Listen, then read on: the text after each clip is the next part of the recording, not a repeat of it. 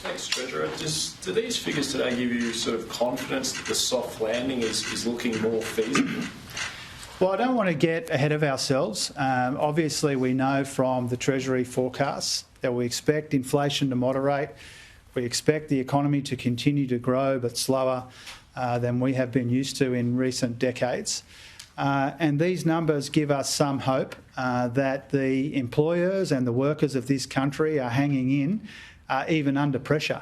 I wanted to pay tribute to the employers and the workers of this country hanging in, despite all of the pressures that they are under in our own economy, but also the global economic uncertainty.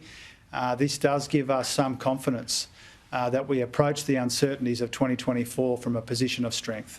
Patrick. You actually addressed this a bit yesterday, but in today's figures we see the very strong population growth, the impact that's having on the unemployment rate, despite the very strong jobs growth in the month.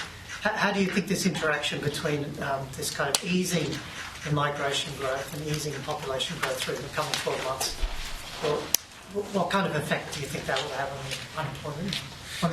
Yeah, well, first of all, I think we should recognise that the employment to population ratio increased in November a little bit, 0.1 percentage points higher through the year, and that's a good thing. And what that tells us is that these new jobs created aren't just a function of population growth, that jobs are growing faster than population, and that's what we want to see. Clearly, and we saw it in the population numbers released separately today as well, they came in largely as expected within that 2% margin of error for that spike in net overseas migration that we saw last year, before we expect net overseas migration to halve next year.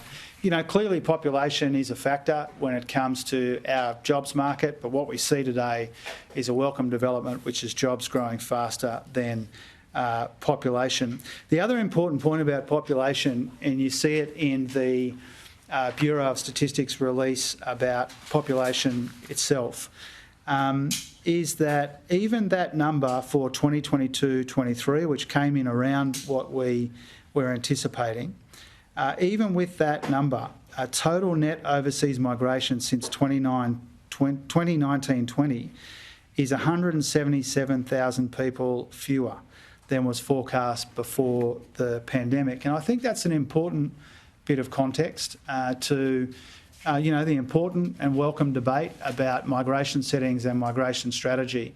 Is even with these numbers that we see released today, we're still 177,000 short of what our predecessors were expecting by that point. And I think that's important to note.